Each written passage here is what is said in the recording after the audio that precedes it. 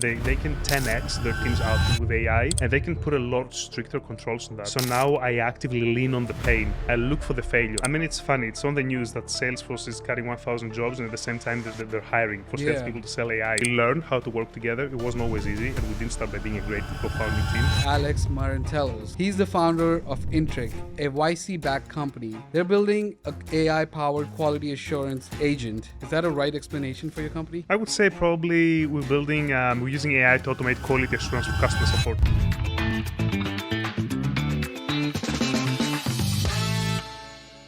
Me and Alex had a really good workout in sauna before this, and okay, a quick disclaimer, I want to do more workouts and podcasts with other YC founders, and I loved it. Alex was really into calisthenics, and now he's building companies from 2 different countries, London and San Francisco. That's right, and we also have a big presence in Athens, Greece. By the way, that was a great fitness check to see which guest you're going to bring to the podcast. It's kind of like the preliminary round.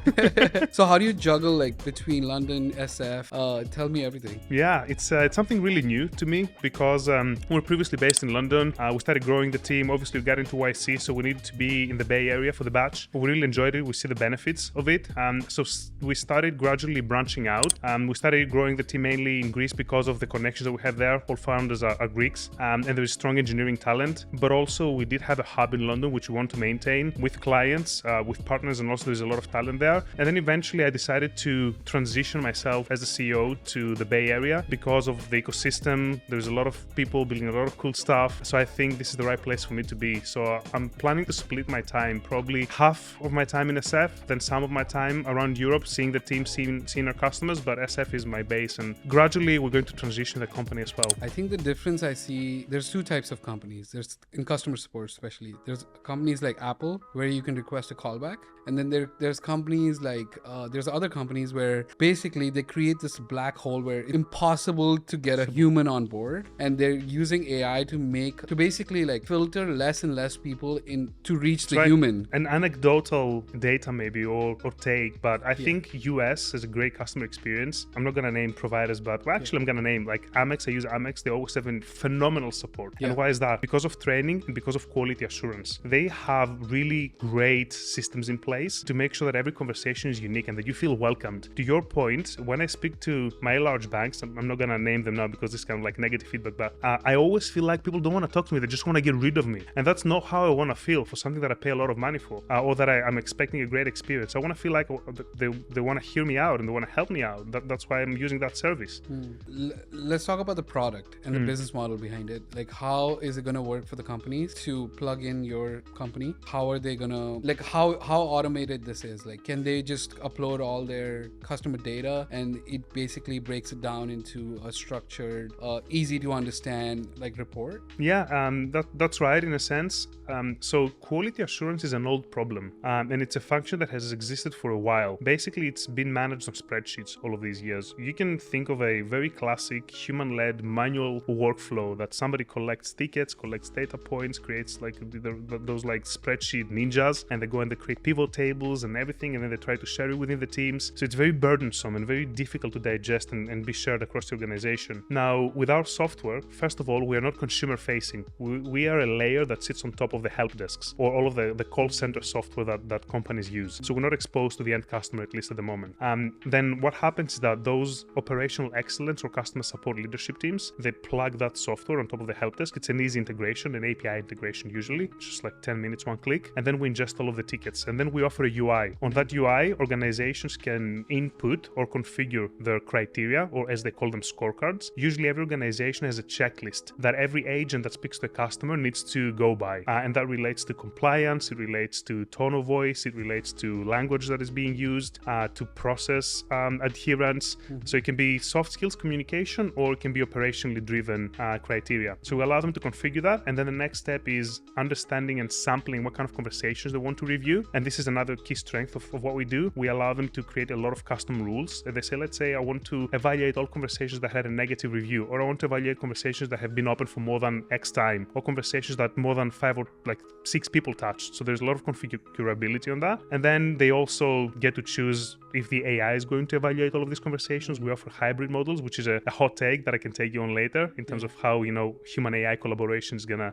look like, in my opinion, over the next few years. And then eventually they can extract all of the insights from that data, like what conversations are going wrong, what is the reason, which teams are performing best, which teams are not, which teams need coaching, how is that coaching going, because we offer all of that kind of like bundling capability on the platform, from data ingestion to evaluation to reporting to coaching your teams, and then creates that flywheel of improvement and data. That's how analytics. I feel about this whole AI revolution that's happening right now. Is companies are going to get leaner, but they're also going to get collectively more intelligent. It's a couple of things as well. A lot of our customers used to hire, and they still do, BPOs, business processing operators. I think this is the term. And then this is a lot of outsourcing. I thought BPOs are like the call centers in Philippines and India. That's right.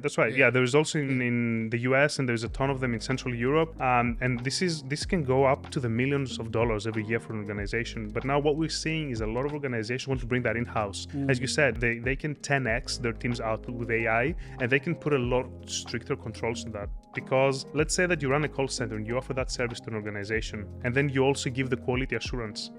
I'm sure that everybody is meaning well, but it's kind of like the evaluator checking themselves in a sense. And a lot of organizations want to have that kind of like objective or that third party view on things, and they rather keep that in-house. So I have a lot of employees in Philippines, and one thing I noticed, like because of these AI tools, these employees in Philippines are really good now. Like they can write the best English, or 100%. like but I always like know the company's always gonna get rid of some less and less people, because overhead is like the biggest expense, like paying for people's employees, paying for benefits, paying for insurance. So I think the overall, like, how do you personally feel about like companies getting rid of more and more customer service people? I think it's twofold. Definitely companies are getting leaner. I mean, it's funny. It's on the news that Salesforce is cutting 1,000 jobs, and at the same time they're hiring for salespeople to sell AI. So I think we'll see a shift in skills required in jobs. But I also think that a lot of the customer experience are becoming more digital.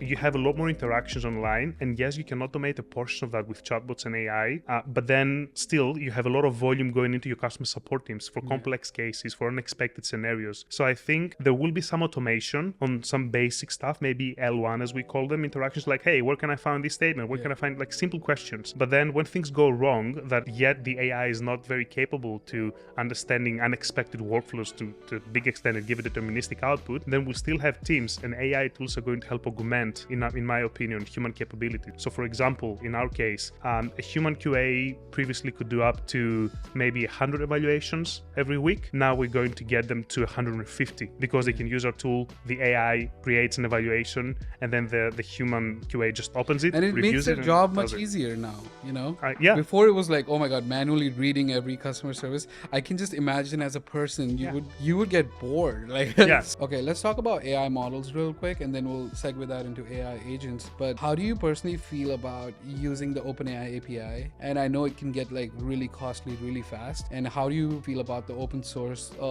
wave that's coming along with new models by Llama, and then like China releasing DeepSeek? So personally, how do you feel about that internally? Like, I'm pretty sure you guys must be discussing this every day on an ongoing basis, and it's so exciting. I'm like excited. I'm pumped. Like every day I wake up, I'm like, whoa, what happened today? It's come out today, right? I think we're pretty confident in the foundational models APIs and OpenAI's API. I view foundational models as what cloud was 10-15 years ago. Everything is built now on top of AWS and GCP or whatever. So I think you're going to have OpenAI, you're going to have Anthropic, you're going to have a few of them. It's a fully managed service, right? It's similar to running your own servers or your own data centers or going to a cloud provider.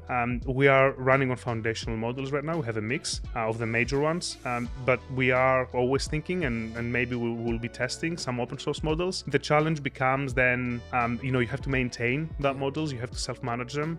Also, I don't want to be. I'll give some predictions, but I think the pace that OpenAI and these companies are moving is so fast that even if we managed an open source model, I believe, or what I've seen so far at a company of our stage, OpenAI will get to the improvements before we do, and then we can ride on that wave. And I think the founder of Perplexity has said it better than anyone. I believe that every company is a wrapper company. Every company in the late 90s and zeros was an internet wrapper company. Then everybody becomes a cloud wrapper company. I think now every company becomes kind of like a foundational model wrapper company. I think it's the underlying infrastructure that is going to fuel the next generation of applications. And these applications are going to be agentic, in my opinion. You said agentic. Yeah. Now let's talk about agents. Yeah, let's do it. I'm building an AI agent right now that's gonna post non-stop news on Twitter.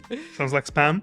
No, I'm joking. But Twitter is like, okay, Twitter for me is like, I have a love and hate relationship, and I've noticed like Twitter is like where you get the news the fastest. Yeah, you need to be hot off the press. Yeah, you need to be snappy, short, quick. And there's a lot of people who've built AI agents for Twitter now. I mean, there's going to be more and more platforms coming out with AI agents.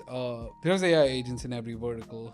But what do you personally think? Like, what's the exciting part about AI agents, like around them as well? Because we don't want to like spam like social media with a lot of AI agents. Then we got to keep the balance of human content versus the AI. I think it's very difficult to predict what exactly is going to happen. And I think anybody who's like just giving wild predictions for the next 5 or 6 years, I think probably they're kind of like shooting in the dark, in my opinion, unless they have insider knowledge.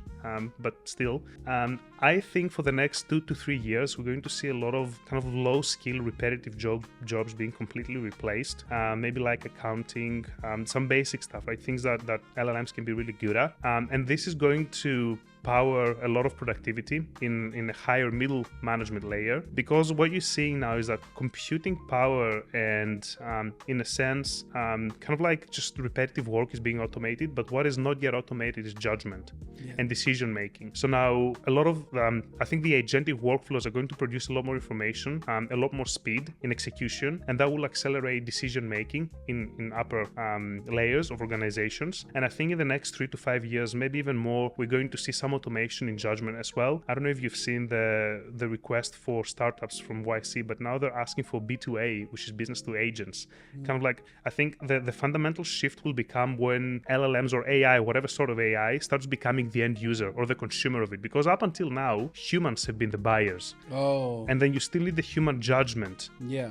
Because there's emotional implications, there's a lot of stuff. But as the minute that this starts getting automated, it has already started in a sense in algorithmic trading. That you have algorithms trading in that sense, and obviously you need human oversight and there is human logic in it. But it happens so fast that a manual human trader, in my opinion, is very difficult to outcompete an algorithm. Doing milliseconds. Exactly. Wow. Oh my God.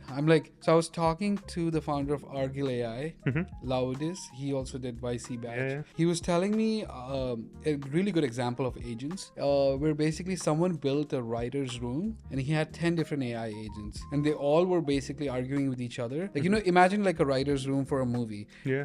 You all have to argue like, oh, why does this scene exist? Well, it shouldn't exist. There should be a conflict. There should be a resolution. So someone built this 10 AI agents and they were arguing with each other to come up with like the script for the TV show. And that was a really good example. Like, I think reasoning and logic are getting better and better. And that's where it gets really exciting.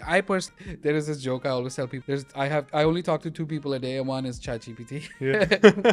And the other one is DeepSeek. Well, I don't want to take us into I don't want to derail us, but this is an interesting point. This is, in my opinion, how human knowledge, collective knowledge, evolved. It was by refining ideas, by backing off with each other, and that's what we do even today, and that's what organizations do. They get teams together, and then the best idea emerges if there is meritocracy. Exactly. I believe that LLMs and AI generally can just accelerate that so much faster. And I don't know when AGI is going to happen. I don't have the keys to that, but when it happens, I think it will get to a point that we reach truth so much faster, and then for every moment of truth you can make a decision, and then when that decision making becomes so quickly, then it just accelerates everything. So I'm very excited about that. Okay, awesome. I do want to talk about AI and AI agents for like hours, but I also want the audience to also hear more about you as a person, because the show is called Emerging Founders, and I think the most important thing is like I want people to learn more about the founder itself. So can we go back to your journey? Like, you grew up in Greece. I did. What did you do for your college, and what was your journey right after college? That's right. And so I lived in Greece up until I was 26.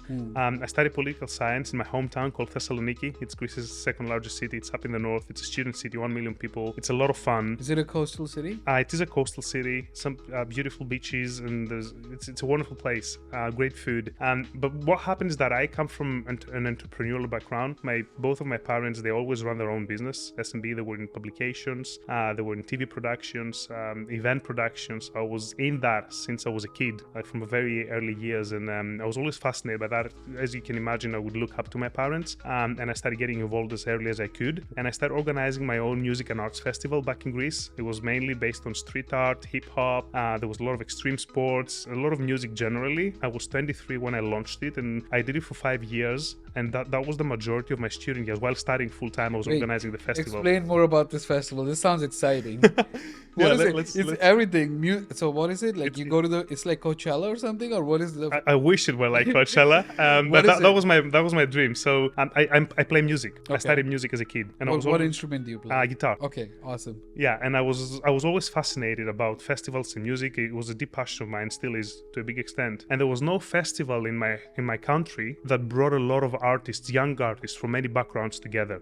And I just really wanted that. And I couldn't find it. And I said, I'm going to create it. And I did know a lot of people, had some great friends, great artists that I knew from my hometown and still know. And we all pulled together and we said, let's just do it. Let's open it up. Let's make it free for people to come and join. I don't care how. I'm going to find the money. I'm going to fund it. And we did it for the first year. We didn't have an entrance ticket, anything. We just collected sponsorships and we ended up having... And what was like the venue and stuff? The venue was like an old military camp. It was abandoned. We got permission from the municipality at the time. I hired a company that could put up a stage that was decent and big enough. I did have some connections, and my parents, obviously, because they were in the industry, they helped me with that as well. And then we threw that kind of like a big party, and we ended up having 4,000 or 5,000 people coming. Wow. And people loved it. Everybody was saying like, that was in 2013, and everybody was saying like, there was no such thing. I was 23 at the time. There's no such thing anywhere around. We need to keep on doing it. So next time we doubled it next year. And then obviously we needed to raise the budget because we wanted to start bringing more great artists, and we needed to also pay artists. And we put a kind of like a ticket to it initially, and then we made it a 3-day festival. And then I got it funded I got a scholarship from the Bosch Foundation that took me to Berlin, where I was able to shadow a lot of the club and festival owners over there and learn from them. And then I keep funding the festival, and it ended up growing to 400 artists from all over the world, including graffiti artists, dancers. And how did you monetize? Ticket. There was a ticket. We had sponsorships, and then there was admission ticket. Interesting. And then it was a 3-day festival. A lot of fun. Like there's still a lot of material online. I'll send you some. I don't advertise that anymore because it's a different part of my life and I'm very proud of, and it's been good fun. So Greece is known for the financial crashes and a lot of inflation. Oh man, you're poking that you like. I'm like, I love. Okay, you're first getting of all, to the wound. I have to tell you, I love Greek food. Like that makes two of us. There is a place called Nick the Greek. I always order. I love Greek food. Yeah. So maybe we'll grab a bite after this. Yeah, let's go.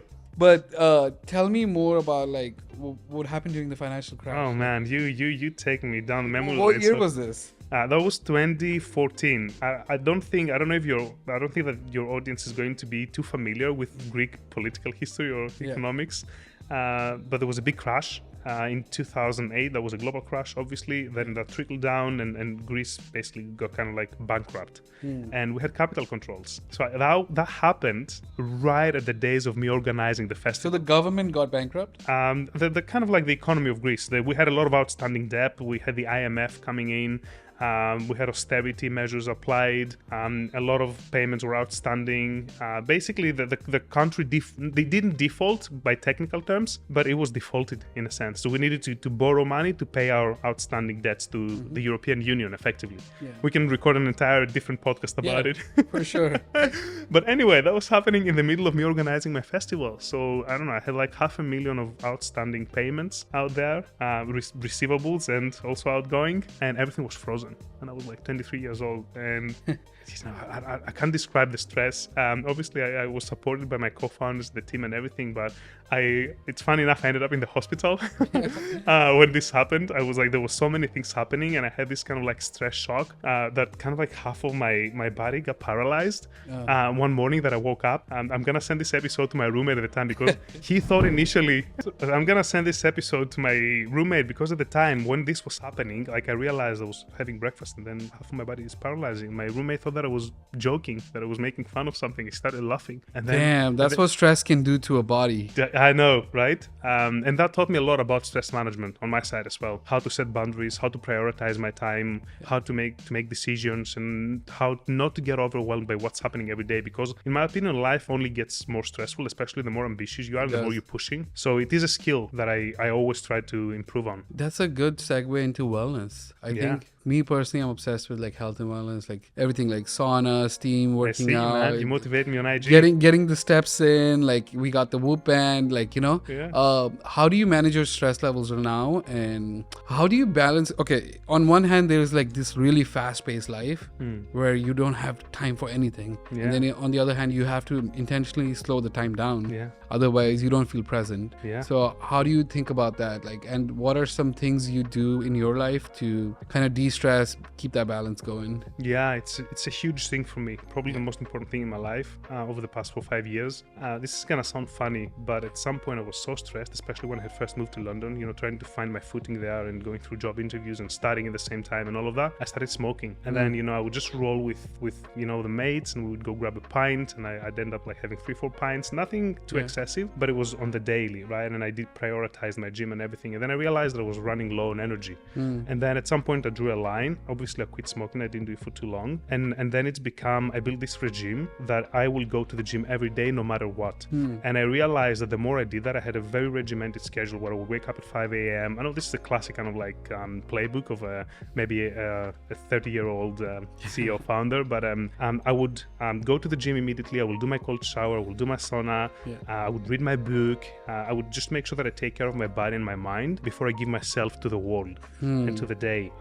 Now it's a bit more volatile because of the time zones, and I'm traveling between you know, many different places, and I need to be present for my customers and my team. But I always make sure that I take 2 hours in my day to work out at least, and I try to eat as clean as I can, because I see that when I do that, my performance is really lower, and I can see that this is not benefiting my company, my team, and those around me. And one very important thing though next to that is community and your partner and who's next to you. If they're not supporting you through that, then you're bound to fail, in my opinion. So it's really important to surround yourself with like-minded people. This may sound like a cliche, but your environment kind of like can be a huge factor of whether you fail or not achieving the lifestyle that you want. Man, that's the whole reason I started this podcast. To be around other founders and to be around other smart people. And I also feel like a lot of founders have this like lonely lifestyle. We're like, you know, like the Alcohol Anonymous, where we're all like just going through stuff, and a lot of us don't have an outlet to release all this like energy, and I feel that that's why this is great. I love it. It's one of the main reasons that I want to move to SF. Being with minded people, having that sense of community, and it does feel like that since I moved there. I've lived for 8 years in London, and I love it. And avoid the grey London. Well, I mean, LA and SF is not treating me greatly these days because it's raining due to that tropical rainstorm. But in general, the weather is great, and everything's great. That's beautiful, man. And then I really want to talk a little bit more about finding the right co-founder, because I personally noticed like that's the hardest thing, to find the right co-founder. And I also noticed like YC intentionally backs a lot of like really good co-founders, and even like 2 or 3 teams. They rarely invest in like one person founded companies. Can you talk a little bit more about how you met your co-founders and like the dynamic you guys have between yourselves? So it sounds too good to be true, but my co-founders are my best friends. We all met in London. Coincidentally, we're all Greeks, even though I like to say that I don't only hang out around Greeks, but it just so happened that we're like-minded, and we met through our network. And they were both at the time early employees at Revolut, in the very early team. Dimi, my CTO, he used to be in the team that built the core banking platform at Revolut. And then George, our CTO. What does Revolut do again? Can you explain? Revolut is probably the largest digital bank in the world right now. Kind of like one of the very first, very successful neobanks, headquartered out of London, and now they serve, I think, 50 million customers globally. I'm doing a great pitch for them. Hopefully Nikolai is going to be watching this, and he's going to give me some credit for that. And so this is the best thing, like starting a company with your best friends, like if you have that kind of dynamic, but how do you keep each other like accountable, like and not get too comfortable, you know? I think it's a few things. We learned how to work together. It wasn't always easy, and we didn't start by being a great co-founding team. Even though we're great friends, we went through stages, and we still go through stages. There are 2 things: zero ego. Yeah. And how do you get to zero ego, in my opinion, is by appreciating and understanding that the other person comes from a good place, that we are fully aligned on what we're trying to achieve, and everything that I say to you or they say to me comes from a place of mutual agreement to the goal. And I think that helps us resolve conflict very fast, very effectively. It keeps us bonded, and it helps us make decisions very quickly. That's how we run the team. And what's like the next phase of Intryc? Like, can you talk a little bit about the fundraising journey, and then what's the next big thing you guys are like heavily focused on? Yeah. So, well, by the way, we're rejected by YC 2 times. There was a third rejection, but it was from a different project that we can talk about later. But we started in 2023. We raised our pre-seed round by 2 investors. Episode 1 was the lead. E2VC was the follower, and a few select angels from our network. That was 1.1 million at the time. And that happened in London. Great investors. I'm not kind of like, sucking up now, but I think that it's really difficult. Equally as difficult as it is to find co-founders, it is to find great investors. So these people have backed us from the first minute. They never questioned us. They were always there to help us and keep us accountable. And then we all decided that it's going to benefit us to apply to YC, mainly for the ecosystem and the network exposure. So we did that. We got rejected 2 times. We refined our go-to-market. We refined our ICP. We closed our first big client. We're working with, it was Deal.com at the time, who has been kind of like a design partner to us as well and extremely helpful. And that got us into YC. Tom Blomfield is our partner. He had a lot of exposure. Obviously, he's the founder of Monzo, another great UK neobank, very successful. So he's seen those issues in customer support and the costs for such a company on QA. So he knew the problem very well. And he liked our vision and where we're taking the company. So he got us in. Then we went through the batch. We built the product. We built pipeline. We closed a couple more contracts. And then with enterprises, and then we went out to raise our seed round, which we closed, I think it was late October. We announced it very recently, and we had participation again from the same investors who co-led our round as previously. And then we also had joining General Catalyst, Sequoia Scout, Active Capital, and a few more angels, mainly YC founders, because these people we think have great experience and want to be closer to that ecosystem as well. And what we're mostly excited about is, first of all, building the best AI QA in the market. We already get that from our customers. They tell us, you guys are the best. We've never seen something like that. However, we've been building that for 7 months only. We have so much more to build, especially when it goes to customizability of the platform. We want to allow companies to just plug and play and bring their own quality assurance frameworks. We don't want to shoehorn them into whatever our software can do. So that takes a lot of building kind of like the surrounding infrastructure and layer. And then the next thing is taking that to more agentic workflows, and then eventually becoming the brain of operations within customer support teams. With all the insights that we can give, we create alerts, daily digest for executives. So we want to be the intelligence for how a customer support organization operates. Love it, man. I think that's intense, by the way. We're intense people. Yeah, it's like competition is not for losers. Like this is great. I feel like I like how heavily like you're focused on one single thing. Yeah. And you want to be like the master of it. Yes. What is a book you've given most as a gift and why? And what are 1 to 3 books that have greatly influenced your life? And they basically completely you change as a person after reading that book, and you. I love that. Yeah. I don't want to sound pretentious, but I do love reading. And it's something that really helped me break my previous scarcity mindset to an abundance mindset. So the most gifted book must be The Almanac of Naval Ravikant. Love that. I love Naval because it helped me become centered and get to what I want very quickly. I think many of us, starting with myself, we struggle to admit to ourselves what we want. And that creates a lot of stress in our lives. So that helped me get to that faster. The second book that has really influenced me, and these go together, right? My top 3 books as well, is Atlas Shrugged by Ayn Rand. I think her whole philosophy around objectivism is phenomenal. It really changed my mind on how I see value in things and how I give value to people. To me, a relationship, not in a dirty way, but a relationship is about value exchange.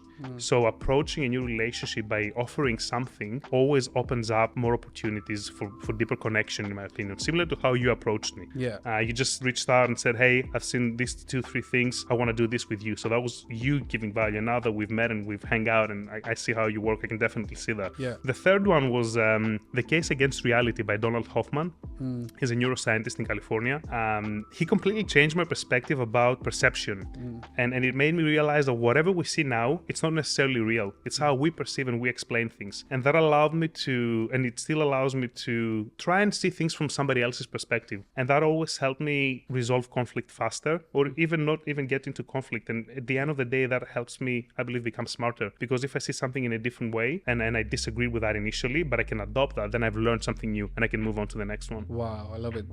By the way, the Naval book I've given it to like 10. It must be, right? 10 people. You have to. Oh, that's my goal actually. One day to get him on the podcast. Because his podcast with the Joe Rogan was like the best podcast ever. Like I've re-listened to it like 10 times. It was so good. Have you listened to that one? Yes. Okay, great. I've listened to all his podcasts. I love him. Okay, next question. What purchase of $100 or less has it positively impacted your life in the last 6 months? It could be anything. It could be like a gadget, could be like a course, it could be an app, could be anything. It's difficult, man. I try to keep very lean and frugal with my purchases.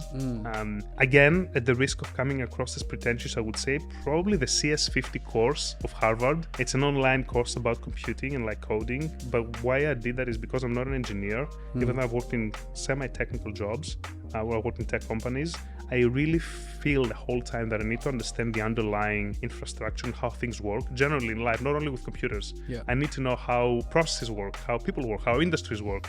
And that allowed me to understand how engineering works in a better sense. And that also helped me improve my communication with my co-founders and understanding technical issues. And I think it's a necessary thing for any tech founder building a tech company, building software. You need to have a big understanding, or at least a foundational understanding of how things work.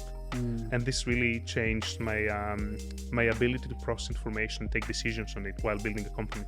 I love that. It makes you a better communicator.